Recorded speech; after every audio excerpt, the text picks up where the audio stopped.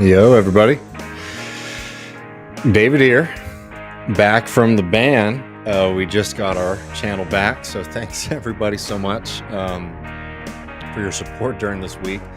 Everyone making a big deal about it online, I think made all the difference. So I appreciate all of y'all so much for helping Matt and I get through all that.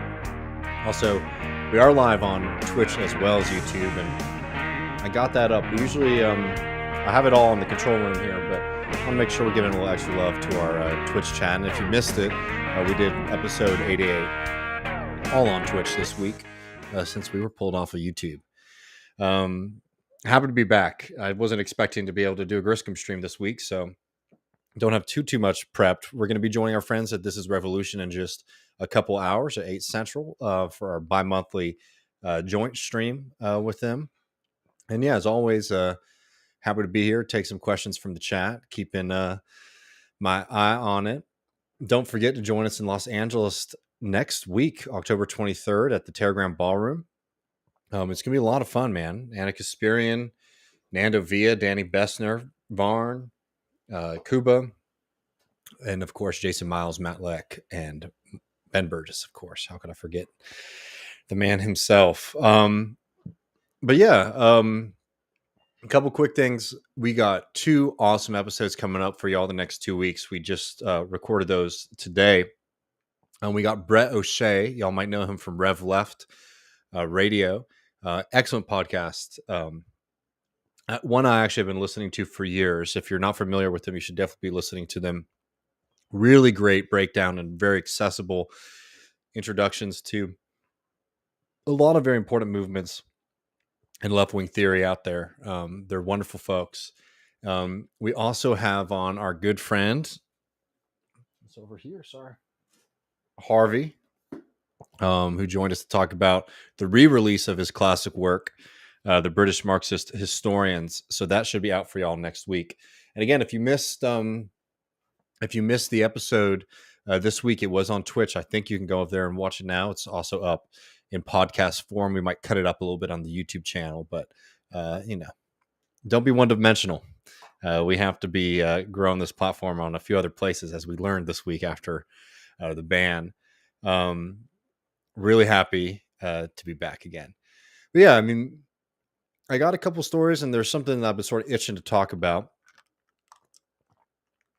But as always, feel free to jump in the chat with any questions. These are always a little bit better when they're more interactive than just me going on for a while.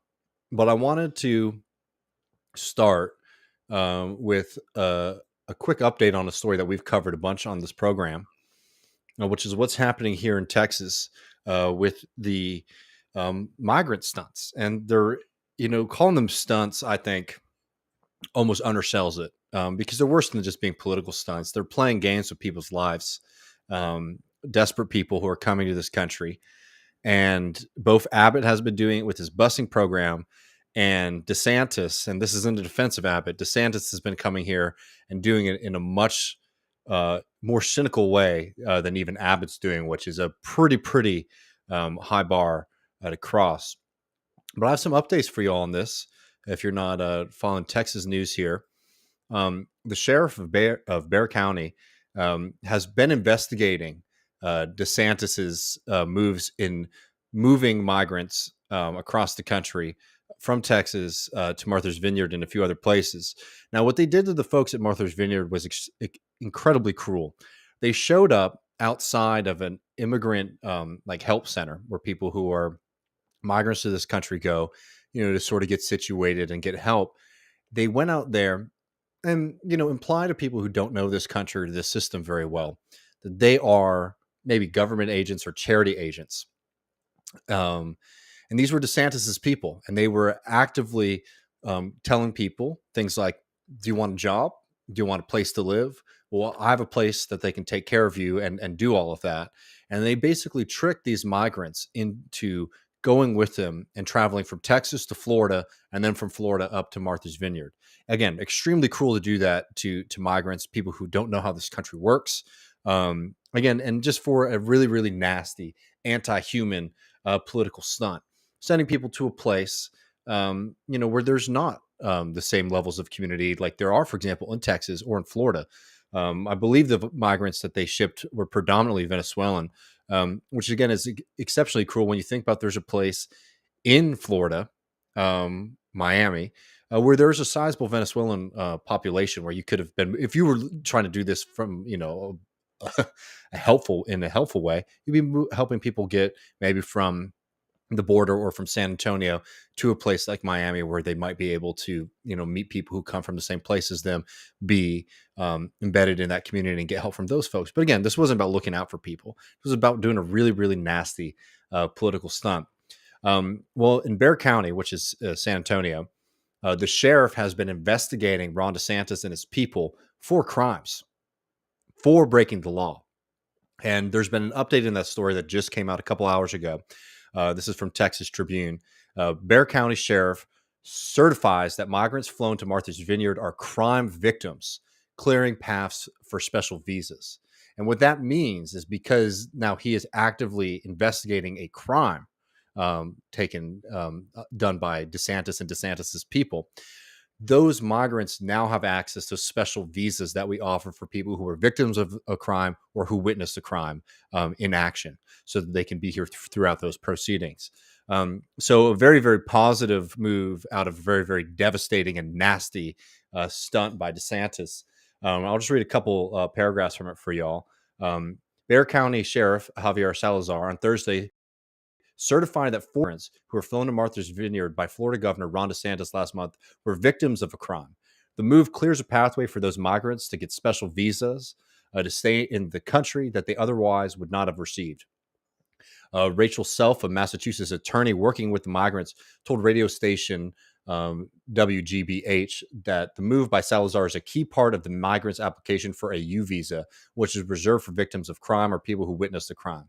In a statement, Salazar said his office had submitted documents with the federal system to ensure the migrants' availability as witness during the investigation. Attorneys like Self are seeking the visas for the migrants on the grounds that they were taken to Martha's Vineyards under false pretenses. And these, again, were absolutely false pretenses. They told them that they could participate in a program that would be setting them up with jobs and help coming and settling in this country. They lied. They dropped them off right outside of Martha's Vineyard without even telling anyone to Martha's Vineyard that they were coming. So there was no support systems there for them when they arrived. People being dropped in a country that is unfamiliar to them, in a place where they don't know folks, they don't understand the system here, to be used as props by Ron DeSantis so that he can shore up his contest with Donald Trump in 2024. I mean, extremely, extremely nasty stuff. And I'm very happy to hear that this is being investigated as a crime, because it is a crime. And I'm happy that these migrants are going to be protected for a time. They should be given legal status in this country from the get-go. We need to absolutely be reforming our immigration system in this country. But some positive news out of a really, really nasty story that we got from Ron DeSantis. And this is frightening. You see the games that Abbott and DeSantis are playing, both with busing and moving migrants again, deceiving them, to also things like Abbott's horrific failure, Operation Lone Star, where he has mobilized the Texas National Guard to the border, which has not only done very little to help anybody out, it's led to deaths of people in the National Guard, along with, there's been many cases of suicide. There's been a very famous case of a young Texas National Guardsman who jumped into the water to save a drowning family, who himself drowned, because not only are these people doing a job that we don't need them to be doing, they're doing it with very, very little protocols or safety equipment. You might not know this about Texas, but if you're doing border work here, it means you're by a river, a pretty big one, as I've heard. And they had no protocols for water safety, no protocols for what to do if you see migrants drowning. They weren't provided with, any kind of safety flotation devices or anything like this. And it should have been a much bigger scandal than it's been, in my opinion. And on top of that, been in a huge waste of resources, along with the fact that, again, it's a fucking wasteful stunt. And it's worrying, though, to see people like DeSantis and Abbott just trying to out-cruel each other, because that can get really, really nasty, really, really quickly, and already has. But let's see, y'all. I'd be happy to take a couple questions. There's a few things I was hoping to talk about. I'm really excited to have Brett on the show. I'm a big fan of Rev Left and have been for a number of years. We were talking, it's like we are all pretty amazed that it's taken us so long to all get together. But I think this might be the first of many. I'm hoping to get him on the program. And again, if you're not listening to Rev Left, you definitely should. It's a great place to go. For getting some really great theory discussions and political conversations. They did a couple of recent episodes on things we've covered on this program, the MAGA communism debacle, and also the weird rise of Lyndon LaRouche. And this might be, some folks know who that is, some folks might not. But the LaRouche movement is a far right movement with horrific social and political policies that has sort of kind of aped the left for a while, presents itself as a continuation of some kind of left socialist politics. But in practice, it's a far right organization. Really, really nasty. And it's been bizarre to see it actually pop up again in recent weeks, and most notably the other day. I'm sure some of y'all have seen that video of AOC being confronted at her constituent meeting. That was all LaRoucheites. Which is very weird to see that coming back after LaRouche's death. But we do live in very strange times.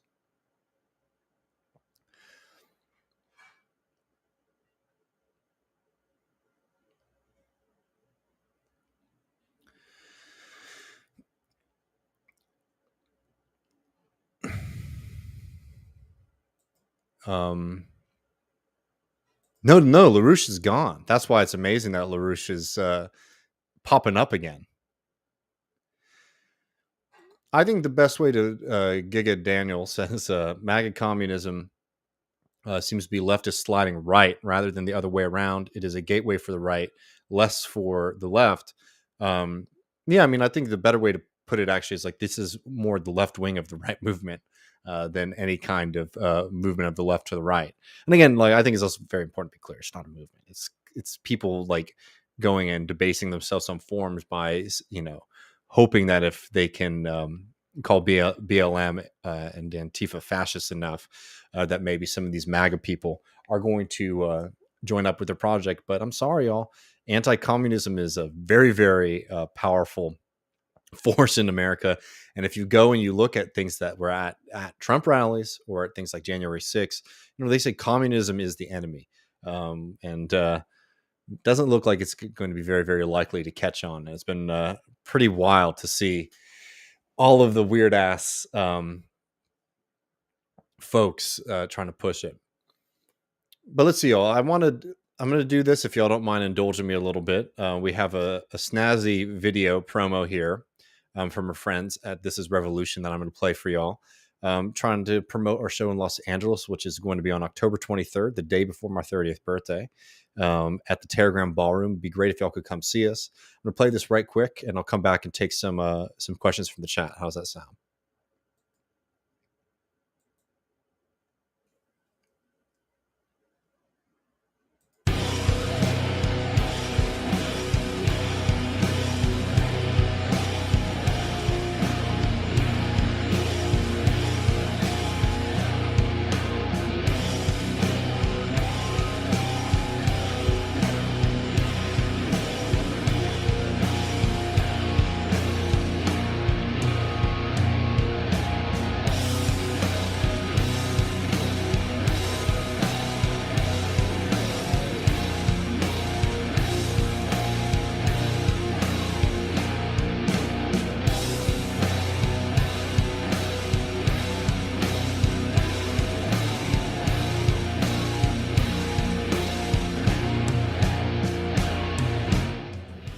Seinfeld's actually problematic, and you suck, and shut the fuck up, and this is a problem, and that's a problem, and this is this, and da da da da.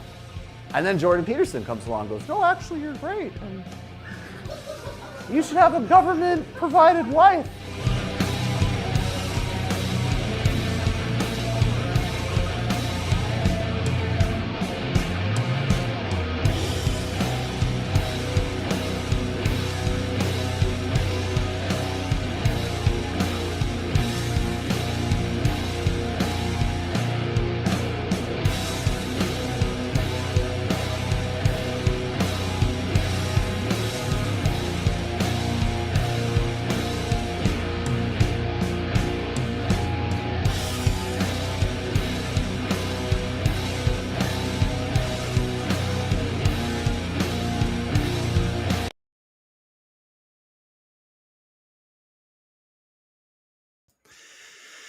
Yeah, it's gonna be a hell of a time, and yes, that definitely has the TIR paw prints all over it. I appreciate them putting that video together for us.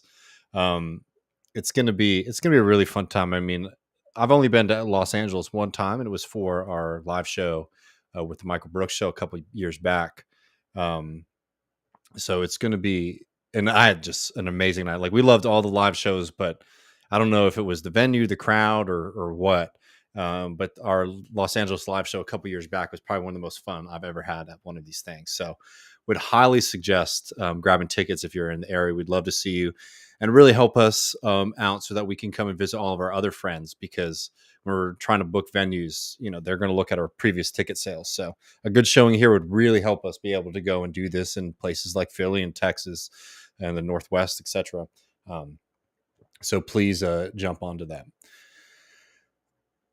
But yeah, I'm down to do some questions for a bit. So I'm going to take a look. We have something from Twitch right up the top. Maga Key, and appreciate all of our Twitch viewers so much. Maga Key says, do you think more reactionary movements, elections coming when winter energy food prices smoke everyone's wallet? I mean, I think not only from that, but I think that the failure of a real alternative only opens up the door. I mean, we're looking here in the governor's race here in Texas, and like, just to be clear, Beto is not even really a progressive, if I'm being honest. He capes some of that, or apes some of that language. Um, but he's like, he talks about, for example, the grid failure in Texas, but there's no real critique about the over marketized aspect of our grid. If anything, it's things like, we're going to work with experts to fix the grid, and then maybe we'll connect with the national system, which, again, we should connect with the national system. It's ridiculous that Texas isn't connected to the national grid when it comes to our electric system here. But the reason that system failed here was because we have an insane carnival style auction system of a hyper marketized electrical grid in Texas. And because of that system, the interests of the people who operate the grid are not in line with our interests of making electricity affordable and making electricity available at all times for people. And you want more of a radical critique. There's a lot of push on hoping that maybe we can get more of the suburban voters to start showing up, trying to mimic, some of the pickups that Biden was able to get, even though he loses here in the presidential election. Instead of doing real investment in communities in Texas that have reliably voted for the Democratic Party for decades. But the Democratic Party in the state of Texas and the Democratic Party on the federal level hasn't shown up for them, and that has created an opportunity for the right to pick up to pick up voters in those communities. Real disaster kind of thing. And I haven't seen very much to show me that the Democratic Party is interested in doing anything different than trying to be the party that represents the feelings of an upper middle class part of the United States population. So yeah, I mean, as economic conditions worsen, it opens up opportunities for the right wing. The right wing doesn't have any solutions to these problems either, but for whatever reason, they've been able to capture some of this anger more than the Republican Party. And I think you might be asking internationally too. I think it's going to be really difficult for people in Europe over the next few months, and there needs to be much stronger solutions. I mean, it's been disastrous to see some of the policies that set them up to be in this position from the first place. From things like Germany waging war on clean, safe energy in the form of nuclear power. It only creates opportunities for more kind of right wing, nationalist, climate denying forces to come into power. So I don't know. I mean, if I were to make predictions about the midterms here, I do think that the abortion decision has mobilized a lot of people, and rightfully so. It's a shame that we haven't seen them try to pick up anything else on top of that to sort of push them over the top. I think in the U.S., it's the energy crisis are going to hit a little bit less hard than they will in Europe, but they'll still be pretty nasty. Here, there's not a real vision um, from the Democratic Party. I mean, like even look at Manchin's um, IRA, the Inflation Reduction Act. I mean, it's a giveaway the fossil fuel industry. It has some decent things in it. I mean, it's nice for people to maybe get a credit or a rebate on getting a new stove for their house. But like, has that been presented in any kind of cohesive or national way to voters in this country? Not really. So they're not doing bread and butter stuff. They've banned it for a very, very long time. Apart from maybe people like Fetterman. Most Democratic politicians in this country are really running away from these issues, which opens up Republicans, opportunities for Republicans that they shouldn't have. I don't know what it's going to look like with Masters, Blake Masters, or with Vance's race. They look closer than they should be. But yeah, I mean, this is what happens, I think, when we have two parties that don't operate in the interest of working people. It allows these kind of swings one way or the other when one group is in power, one group is out of power, because people take out their frustration on the party and government, because the party and government is failing. But the problem is where that energy goes is to helping out another group of people who aren't very interested in helping out working people either. But should do some more. If there's any races that y'all would like to see Matt and I cover in the next couple of weeks before the midterm elections, we'd be happy to do it. Love Reagan, how should offline leftism view online leftism? I mean, I don't know what you mean. I mean, I think it's important for people to realize two things. It's like we do live in a time where people do spend a significant amount of their energy and attention online. So I think that sometimes the idea that things that are happening on the computer, for example, aren't actually being done by people, right?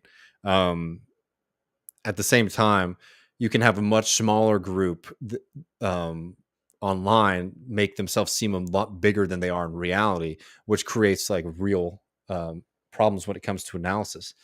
And we talk with Brett about this. I think like the reality is it's just, it's worthwhile just trying to be a normal person and realize that there are certain behaviors and fetishes that get popular online that are not cohesive to doing any kind of political organizing. But the answer to all this stuff is simple. Let's go outside and talk to people.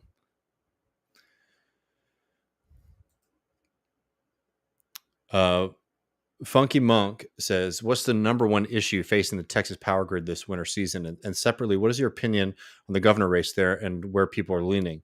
Did Uvalde move any needle with Republicans on any issue, guns or mental health?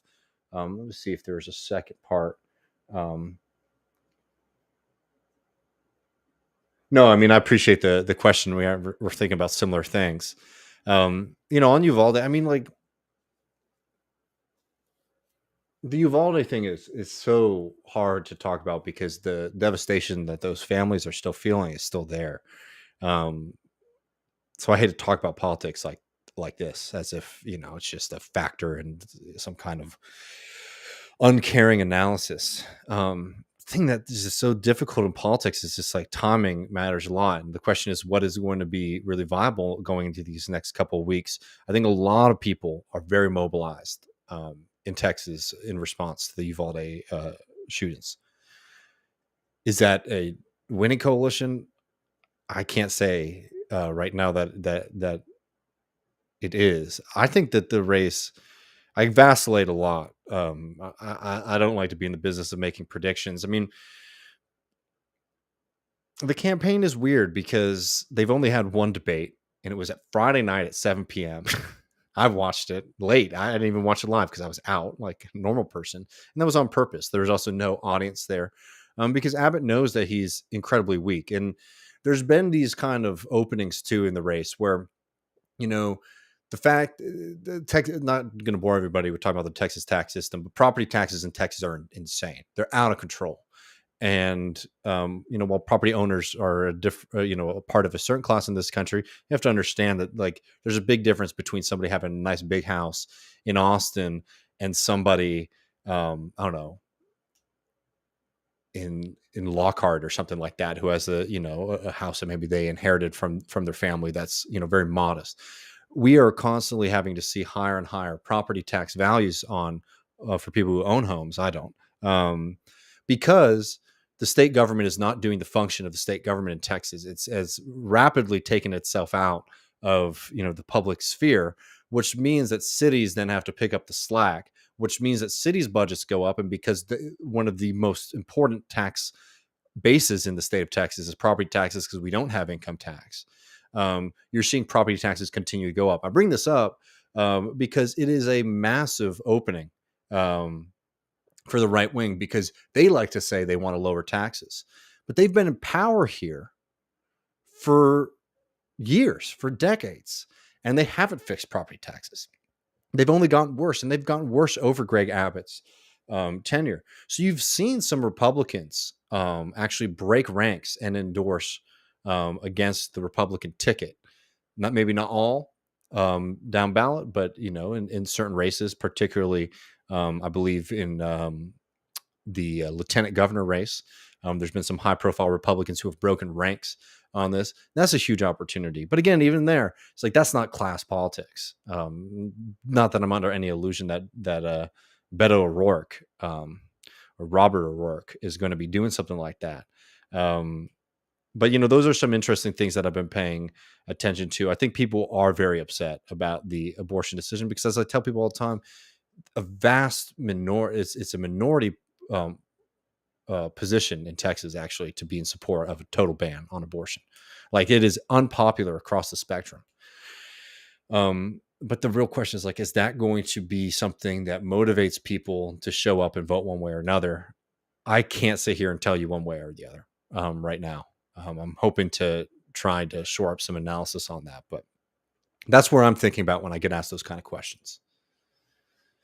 It's true, you can't cancel the boys. We're happy to be back off of our ban for people who missed it, or you might not have noticed, but we're banned off of YouTube for a week. We just got our channel back. We appealed, it was denied, but everybody made such a big deal about it online that somebody somewhere took a second look at it and we got them back.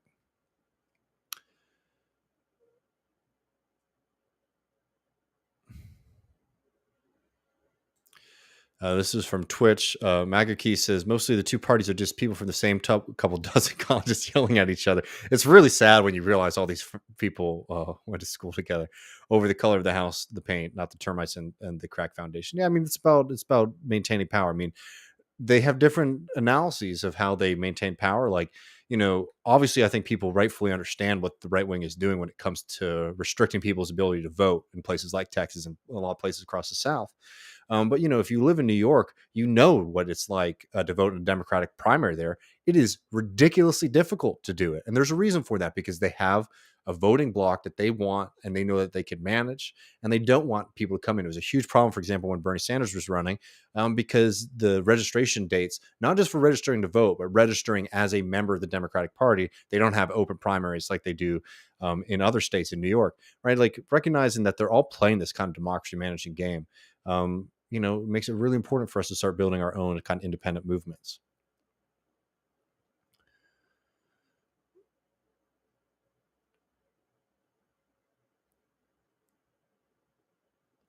So Sean says, once a couple battery storage with renewables, we can take over individual or community energy independence.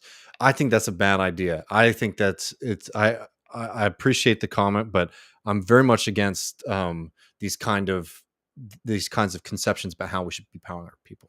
I'm a socialist, right? And you go back to Lenin. What did Lenin say communism was? Yeah, I don't know if y'all know this. This is a very famous Lenin quote.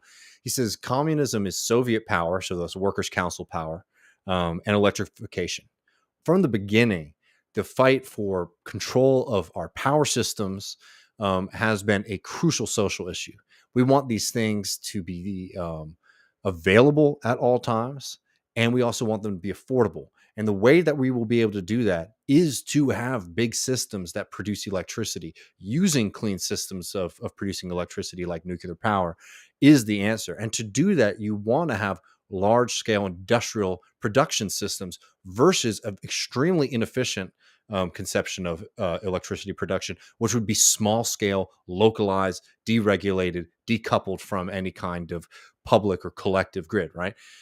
What we will get in that world, which we're seeing start to be developed, right? We're seeing parts of the state of Texas looking to sort of say, oh, we don't want to be on the same grid as all these people because, when you merge with the masses, you lose control. And we live in a wealthy neighborhood. We don't want to be dealing with their problems. What you will see is wealthy communities being able to build up certain kind of resiliency, and then arguing to decouple themselves. Why should they have to pay into our electric system if they don't need to use it? That is what you will see. You will see an even more stark two-tiered system when it comes to a vital part of modern life, which is electricity. What we need is to be able to be building, yes, absolutely, be building out more wind and solar on the supply side, like that generate power for the masses, not just for individual households. And you need to see investment in our electric system and in technologies like nuclear power, so that we have not just available, but affordable and ideally free electricity and power for people in this country. And then we should also be working to, expand that into a global system. These kind of like decentralized, small is beautiful ideas, I think, are really, really dangerous. And they run against the kind of collective solidarity based, democratically controlled conceptions of politics and power that are very crucial for the left. Our friends from the free Twitch, or the free speech Twitch, which I know it's not, but happy you guys are unbanned on YouTube. That was an injustice. I appreciate that.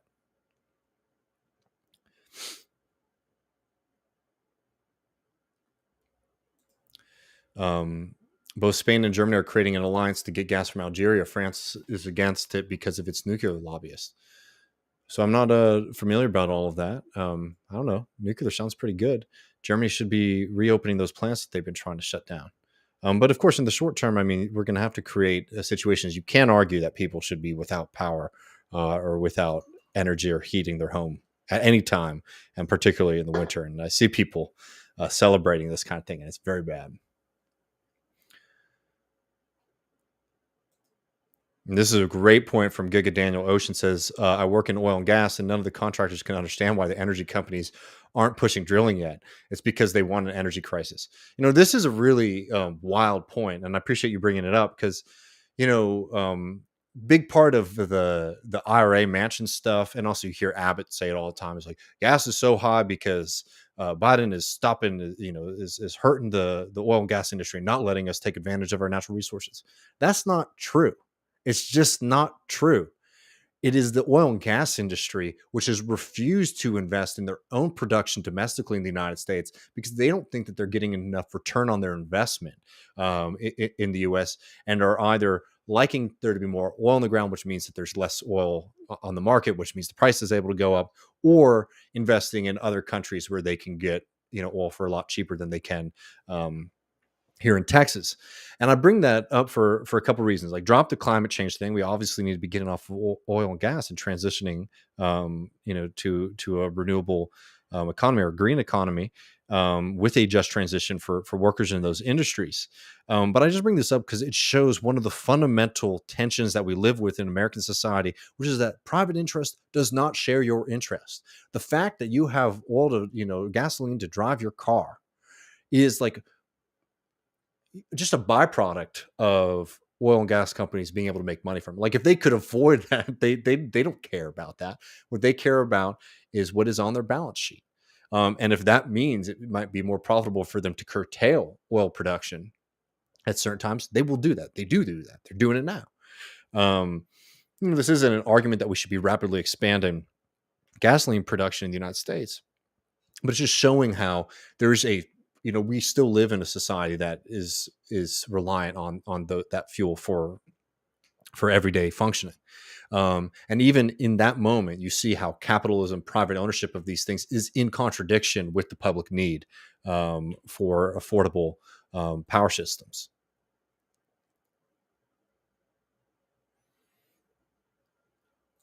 I don't know the answer to this, but I will put it up. And if anyone has an answer to this, you can put it on the chat. DCAT says, anybody know if there's a website or resource that would show if there is a concerted effort for write-in candidates? Moved to PA's 94th recently, and there's only a Republican candidate. Yeah, I mean, I don't know the answer to that. It's sort of the responsibility of the campaign, right? If there is a effort there to get that information out there, but I appreciate. And if anyone has any info on that, let them know.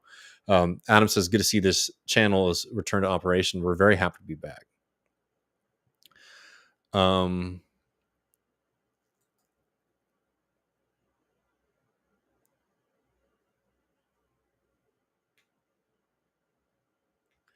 Zane says, "Why do you think university Greek culture tends to be incredibly conservative?" I mean, I don't know, misogyny.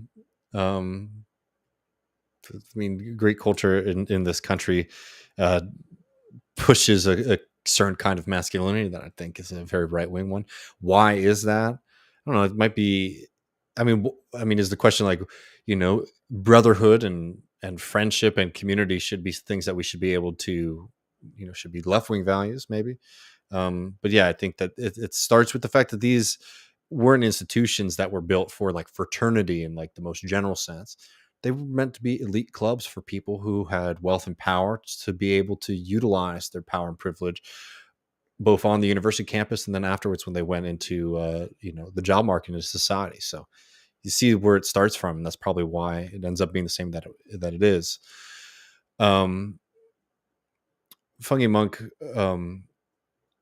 Oh, I wasn't saying that about you, but Funky Monk says, I don't mean to be callous talking about Texas and the shootings here. I'm in DC, so there's a lot of national news and disconnection. And it felt like in that moment, it will hopefully move some people towards reason, thanks you to your response. I mean, a lot of people, like the damn cops here complain about open carry in the state of Texas because it's extremely damaging to them. And this isn't, trying to be pro cop, it's just showing that, like, even on the coalitions on the right, like, there's a lot of things that this ruling coalition in Texas do that are unpopular um, with people at large. And like, the problem is less that people in Texas think one way or the other. It's really that there's not a vehicle to be able to capture any of that kind of stuff that feels viable or genuine to folks. And that's the crisis I think that we're in more than anything. Uh, Jules says, and I appreciate the super chat very much. So just started reading about Senator Ernest Lundine's death. Shocking, but currently relevant. Any thoughts? I'm so sorry. I don't know what that's in reference to. Maybe it's something I should, but I don't. I apologize. But I appreciate the chat, and I'd be happy to answer that later if I'm able to get around to it.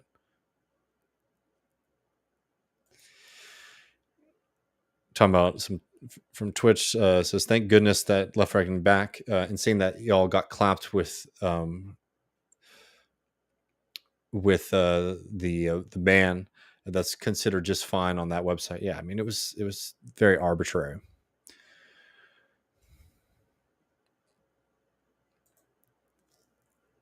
What about the general gamification of elections locally and nationally? There seems to be this whole predetermination about how elections will go based on where they are, etc. What are your thoughts on how to win that locally? I mean, some of this stuff can be self-fulfilling prophecies. Like, there's just this is less of Marxist analysis, but something that I think is viable. It's like people like to win and they don't like to lose.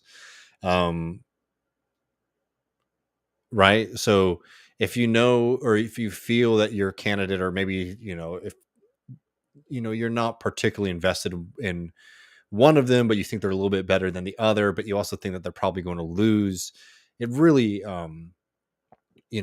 makes it easy to not go out and deal with waiting in line and dealing with voting in this country, particularly when, in places where it's hard to do so, or the fact here that if you work like a normal person does in this country, your option is in the couple hours you have at the end of the day when you get out of work to go stand in line to vote for a loser. I mean, I think that plays a big role. I think elections should be a holiday. Or if they can't even get around to that, just do it on the weekend. At least you're able to capture more people or get more people off of work for it. But the gamification of elections, like, it's weird talk. Like, I lived in DC, that's where I went to college, and it's weird talking to people about politics where there's no stakes to it, right? It's like it is like a neutral game. You read some of the profiles of some of the big folks who've really affected elections in this country. And you have to think that most of them are cynical. Well, I mean, that's what happens when you have a two-party system in this country where neither of these parties has any kind of coherent base in the popular sense. They have like their base of people whose interests they look out for. Different sections, both parties represent the rich, but they don't represent the rich in equal fashion. And there are certain members of like the bourgeoisie, the ruling class in this country, that are helped out more than Republicans than they are by Democrats. There's certain sections of the ruling class in this country that are helped out more than Democrats than Republicans. That could be industry specific, or that could be regionally specific, right? If you're in a place that does vote Democratic regularly, and if you're a powerful business person, you want to be cozied up to the people in power, and vice versa. But I'm trying to get to the heart of the question. How do we fix it locally? I mean, local elections are probably one of the easiest to enter. If you look at how, I think what depends on where you live, but what really matters in local elections is two things: money, right? Easy. That's pretty much everywhere.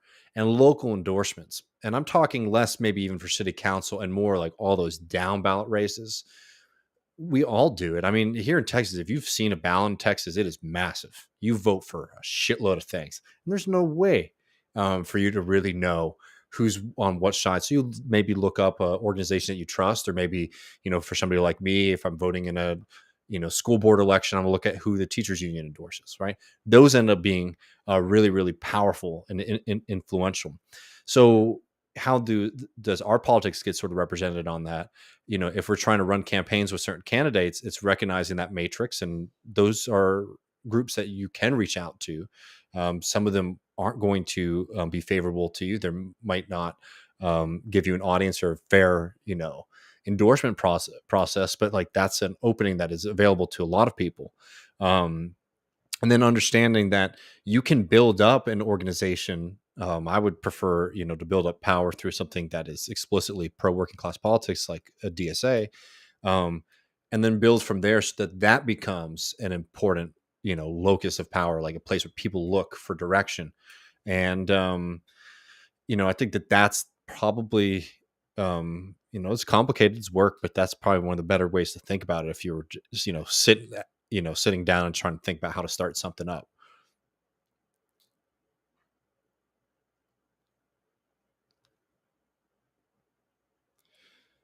Oh, I'm sorry. Somebody says a family friend is investing all of their retirement in Tesla. Oh man. Yeah, that's rough. I think they're about to get some bad news in the next few months, but I'm hoping for their retirement's sake the stock keeps rising in the near term. I don't want to wish any suffering on people. It always makes you nervous when you hear folks getting into that kind of thing. I mean, I remember people were trying to approach my mama to get into like fucking Bitcoin shit.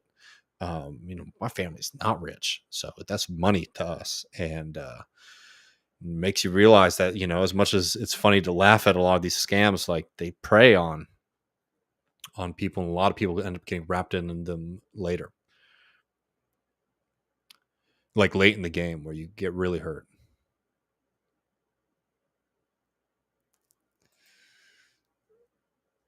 This is, I think, decent advice for a lot of things. Americans, I think you could say a lot of folks have to ditch the new age individualized fantasy and come back to mass politics. I mean, mass politics is certainly the key. Going back to electricity, I mean, this is it. It's 1936 Rural Electrification Act, Roosevelt New Deal. Need another one? No, it's no doubt about it. Like, we should be building up TVA style systems across the country. Like, that's the answer to our electric problems. It's just like, it's not feasible on a material and a labor standpoint, for example, to do these kind of personal homeowner solutions to power production. Like, people are like, what if we put a solar panel on every building in this country? The amount of money and effort and then labor that would take would be wasted compared to actually investing in large scale power production facilities across the country that desperately need them. Like, that is much more viable, can scale, and can be done on a much shorter timeline, a much more efficient timeline than doing something like that. And I bring this up because, like, the environmental movement, I think, is now starting to reckon with the fact that it's starting to matter, not just that we do something, but it's going to matter what we do. And I've been very heartened to see some of the movements to return to labor, to return to those traditions of things like the TVA. There's a lot of weird American individualistic stuff that's still out there where people are like, I'm just going to do it for myself and my family, and that's it. And that's really bad for politics, and it's bad for the planet, and it's bad for actually, completing these kind of things.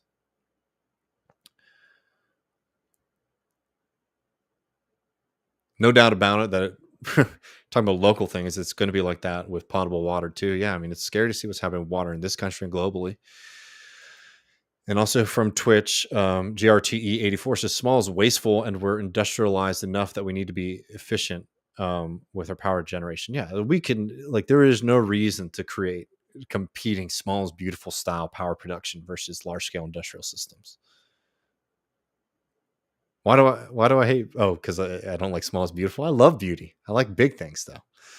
I think big is beautiful.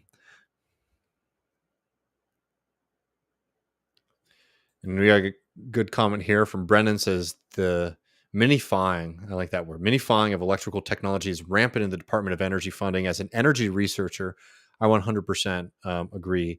Biggest is best. TVA is the model. Well, listen to Brennan. Listen to our friend. Man, my perspective's all off. Our friend Matt Huber, climate change is class war on that. I think he makes a very impassioned point about this. Influenced me a lot. Daredevil says the ban is lifted. Congrats. Had no idea. LR. We just got the news like about 2 hours ago. So very happy to be back, y'all. Appreciate everyone dealing with that ban, and appreciate everyone making a big stink about it, because that definitely reopened the door for us to get back on YouTube.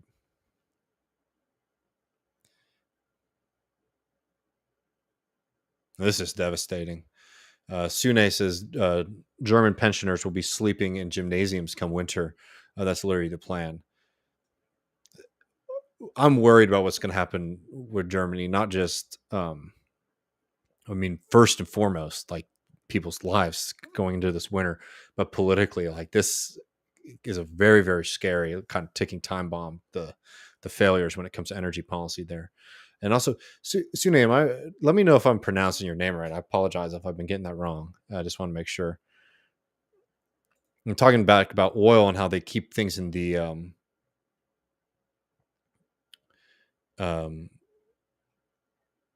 keeping things in the ground. Same deal with Alberta. The oil companies are a lot more profitable right now, but it's not translating into new investment in the profit. I wrote a piece for Jacobin a little while ago. I know most of y'all probably heard me talk about it, about how Texas shows like the failures of liberal climate policy. When I was doing it, I did a kind of snapshot of the oil and gas industry at that time, and that was when gas was still really high, and it looks like it's going to jump up again because of OPEC plus. But when I looked at the lack of investment from oil and gas in the United States, I was actually shocked to see how much of their profits they were actually returning in the form of dividends to their shareholders. I mean, really crazy stuff. Again, like trying to even be neutral, not being, with my political positions and things like that, getting into it. Really was my jaw hit the floor when you realize they're taking all this windfall and they're not investing in production, which is the argument that they're making to the public. We need to get rid of regulations so that we can drill more, and they're not even doing that. No doubt about it.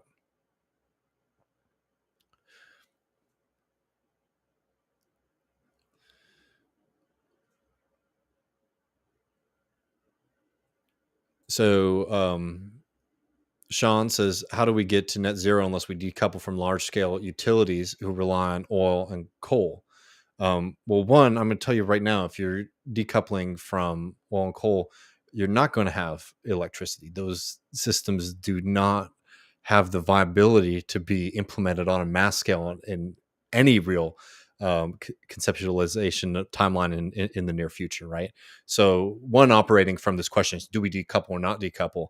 That's just not going to happen. What might happen is some wealthy neighborhoods are able to do it. Some wealthier parts of the state and the country are able to do it. But as for people like us, we're very likely to be left out.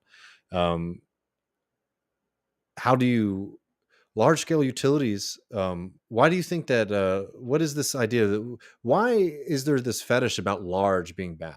Right, like you're talking about two things. You're talking about the scale of the producer, and then the um, technologies that they're utilizing to produce power. Those are two different things. Large, you are able to produce more electricity more efficiently on a large scale versus on a small scale. That's just a fact. That's just a fact out of of production in general. Technologies that we can utilize, nuclear works incredibly well. It's incredibly safe. It provides union jobs, permanent jobs for the community, and a reliant and non-intermittent power system for people. You look at global capitalism. Look at the countries that have seen their greenhouse gases reduce the fastest in the history of capitalism. You know what they did? They switched from oil and gas and coal to nuclear power. So that's an easy one for me. And I think people need to get over their allergy over that. But even something like, the supply side, large scale solar wind farms, those are much more efficient than household systems. The problem with those is the problem of transmission and intermittency, right? And you can't have the hospital going out when the sun's not shining or the wind's not blowing. That happens. So the oil and gas industry is very happy to see solar and wind rise because they feel that it's an opportunity for they're always going to need to be a reliable power source, which means that maybe not at the same scale as today, but there'll always be a place for oil and gas. So if you're worried about us utilizing oil and gas, you should be much more invested in building large scale power systems, notably using nuclear power to do so.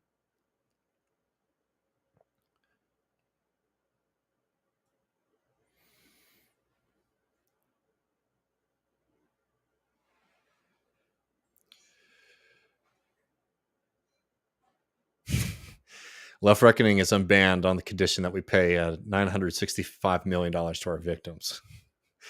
They're going to liquidate me. So I go drive by. I live near him. I do not want to do that. I shouldn't even put that out into the universe. I've seen him around Austin a couple times. I know I'm a couple minutes behind y'all. I'm happy. I'm enjoying hanging out. Greek culture was intended to be exclusionary. Exclusionism is a core conservative value. I think that's if I don't say so myself, if I do say so myself, I think that was a good analysis.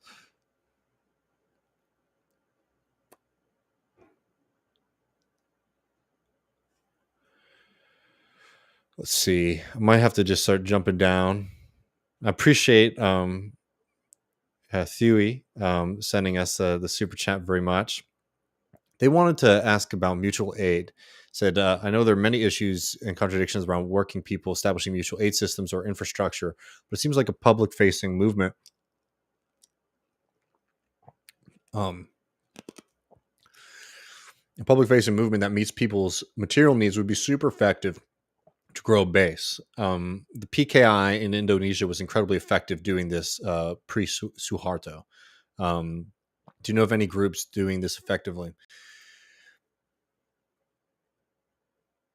I mean, there are things like, for example, brake light replacements, and I'm not against people participating in mutual aid work. I get the recruitment standpoint, particularly the argument that providing people with material benefit is a great way to introduce yourself to the community, a great way to grow favor for our movement.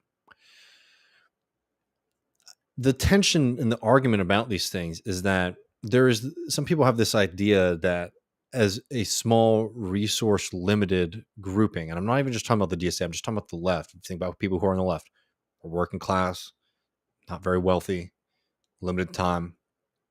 What are the best ways to advocate and move the class struggle forward? I'm not saying that there's no role for mutual aid, but the argument that if you improve people's lives, you will have their camaraderie and their loyalty, etc., is true, which is why what our movement needs to be doing is putting wins up on the board. If that is implementing a kind of system, for example, in a storm of mutual aid where people in the community, right? So you're able to give get folks food and help and aid and coordinate things like that, that's a great activity, right? But so is doing things like getting rent control, getting a higher minimum wage, right? Things that people can recognize that y'all did that for that community. And that is the same fundamental logic of saying we want to help people out. And by helping people out, it bolsters and grows our movement. But it's something that instead of taking this on a private level, we take it on a public level. And as a socialist, I want us to have more public goods. So I think that should be, the focus of what we're doing because of the context of where we are, right? Historically, politically in this country, we do have the ability. We have a history of being able to provide certain social programs that have been clawed back, fighting for not just the return to, because a lot of them were not as good, were purposefully made to be inefficient, complicated, etc. Surpassing those, I think, is where we should be putting a lot of our attention to. It's longer term, totally, but it is going to result in a much more long lasting loyalty and movement and experience in the sense of like understanding how to do political work for everybody involved.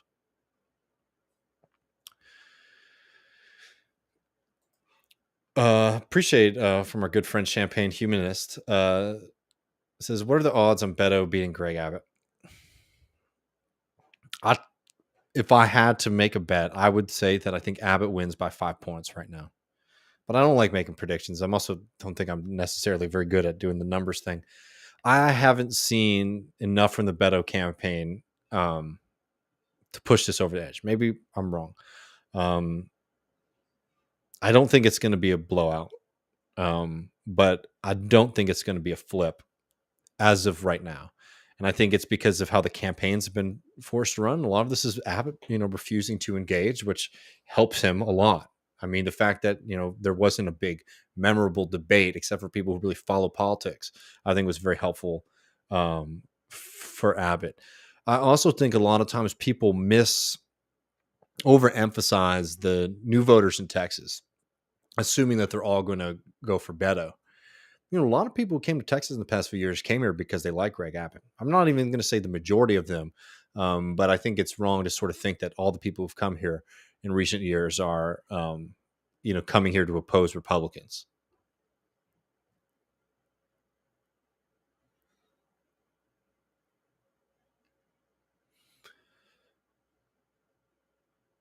I'm totally fine with having voting be a month long. I think we also should have more holidays across the board in this country.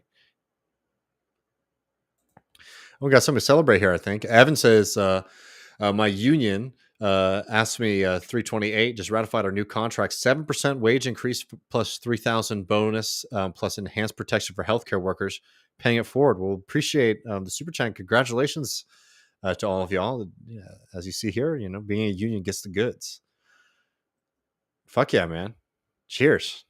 I'm not drinking right now. I'm taking a little break, but cheer my seltzer water to you, friend.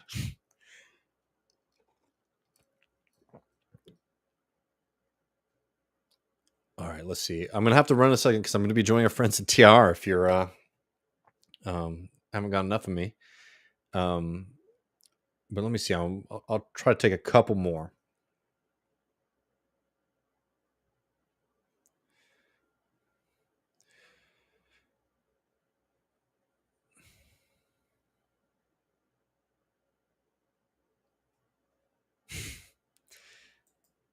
I'm just gonna let people read that. I can't do a good Trump voice right now.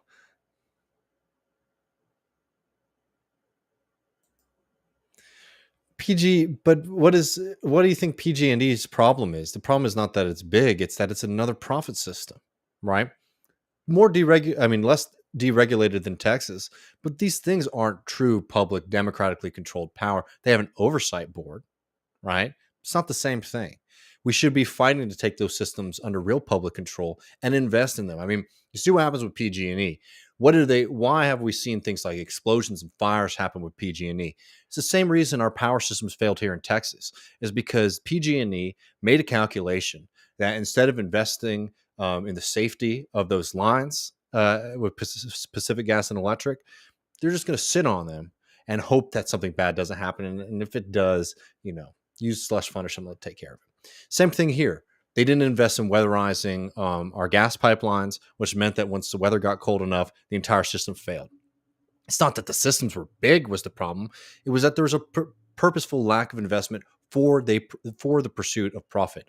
I've been talking about PG&E for years, criticizing it, but not because it's big, because it's capitalist. And that is the problem. That is what we're talking about when we talk about public power.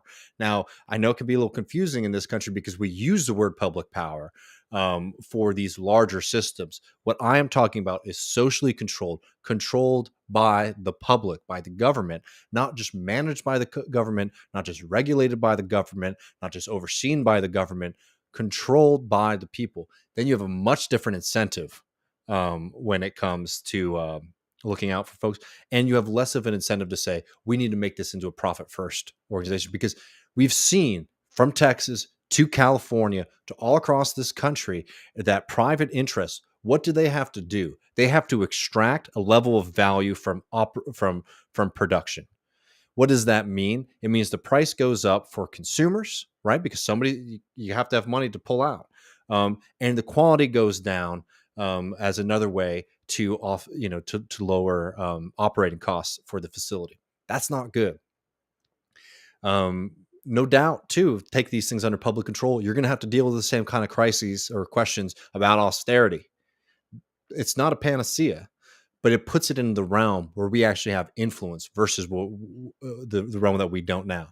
And if you look at the problems of PG&E, I'm going to tell you right now, seeing a plethora of different power companies that pop up, smaller ones, right? They're not big, has not provided a more reliable system for the people of Texas. And there are a lot of interests that would rather see these things be deconstructed than, a more TVA style. People in this country, I don't think recognize the world historic value of the Tennessee Valley Authority. It electrified the South. Why? Because private interests were not interested in operating a power system in that part of the country. They didn't think it was profitable enough, right? And the government stepped in and dealt with it on the federal level. I would ideally like to see, power systems be run on the federal level, because unlike state governments, the federal government has access to tremendous amounts of capital and tremendous amounts of leeway in the way that it budgets that states just frankly do not. We have a history of looking of creating systems that work and provide cheaper electricity for working people, large scale. And we need to be looking at those and looking to expand them. That's the real fight at the end of the day.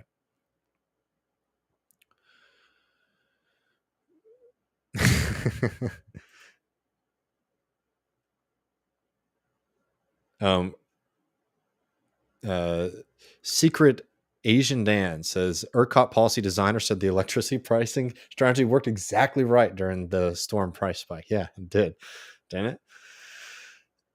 And Sune says, laugh out loud, Dave, it's hard for English speakers. It's fine. I can work on it though. Just let me know.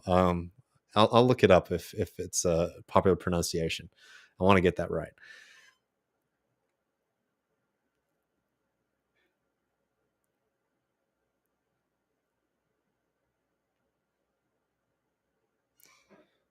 Oh, here we go. Suna, if that's right. Let me know. All right, I'm going to run through these a little quicker, but speaking of Alberta, the United Conservative Party announced a tax cut for corporations to spur job creation. That's worked every time. A recent report showed they had net job losses and increased automation and share buybacks. Interesting. Doesn't seem like you can incentivize capital too much, right? I'm all for, people can argue about that. I prefer these things to be nationalized. Absolutely. Mark says nuclear works if you nationalize the industry like France. I much prefer that than private industry. And this is a point that I think you hear a lot from people who are advocating against nuclear, and it's an unreasonable one. Question about nuclear is it's expensive to start up and can be very expensive. Now, there's two aspects to this.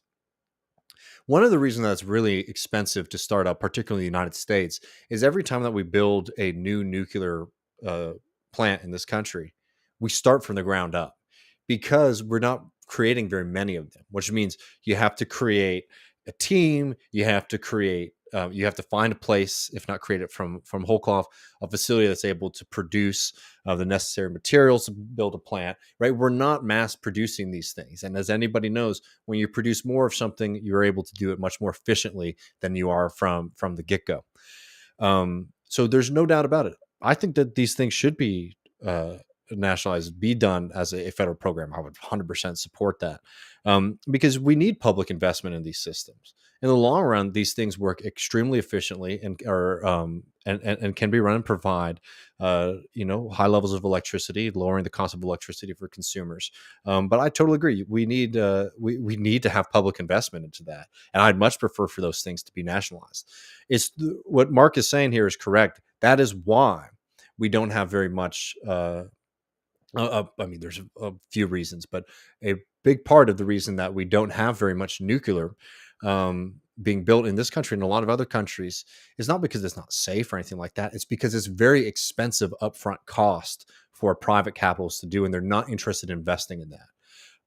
So what we need to be doing is not shying away from something that socialists should be embracing, is using, you know, the public treasury to be able to fund things that capitalism is afraid of doing. Just like capitalists were afraid of investing in power production in the South, and the federal government said, "All right, we're going to create the Tennessee Valley Authority." Similar thing can be done with nuclear, and needs to be done, um, in my opinion. Our good friend from Australia says, David, are you becoming Texas' new number one neuroceutical seller? Is that Jones's drugs? Matt and I should do some brain pills.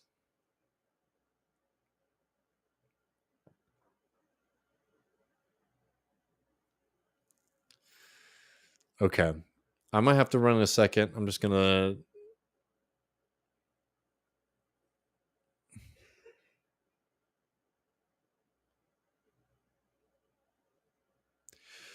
Kowalski has got the pro farm policy here. Says we need a TVA style system for greenhouses in every county in the United States. We will produce the largest surplus of crops for human consumption and spread the resource load out.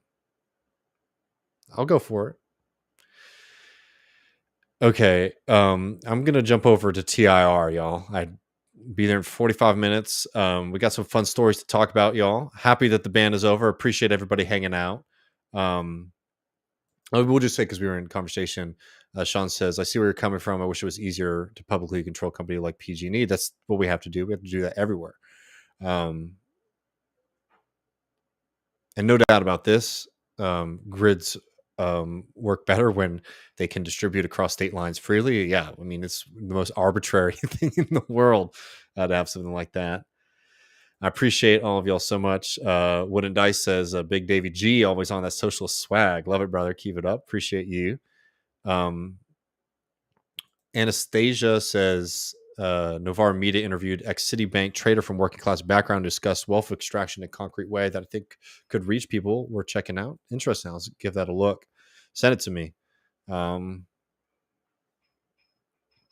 appreciate all of y'all so much. Yeah, I got to run. I'm going to go hang out with our friends at This Is Revolution. Don't forget, grab your tickets to come see us in Los Angeles, California, October 23rd at the Terragram Ballroom. It's going to be a hell of a lot of fun. Me, Ben Burgess, Matt Leck, Jason Miles, also joined by Anna Kasparian, Nando Villa, who's now a movie producer, y'all. We got famous people joining us. Danny Bessner. Don't I always say that? Danny Bessner, Nando Villa, Kuba, Ben's buddy, and a really fascinating and interesting character. You've definitely seen him on Give Them an Argument if you've watched Ryan Lake. Varn. It's going to be fun. Grab your tickets. Would love to see y'all. I'm turning 30 the next day, so it'd be fun to have a little bit of left reckoning representation on to bring me on to my old man stage of life. I appreciate all of y'all so much. And thanks everybody for supporting us during the ban. Your support meant a lot to us, both personally and also undoubtedly was what was able to bring us back. Harvey K coming up on the show soon. Brett of Rev Left Radio is going to be on the show very soon. I'm going to be over. Well, you can stay on this channel. We cross stream it with our friends at TIR. So come see me, Matt, Jason Miles, and Pascal in just about 45 minutes. But until then, y'all, see ya.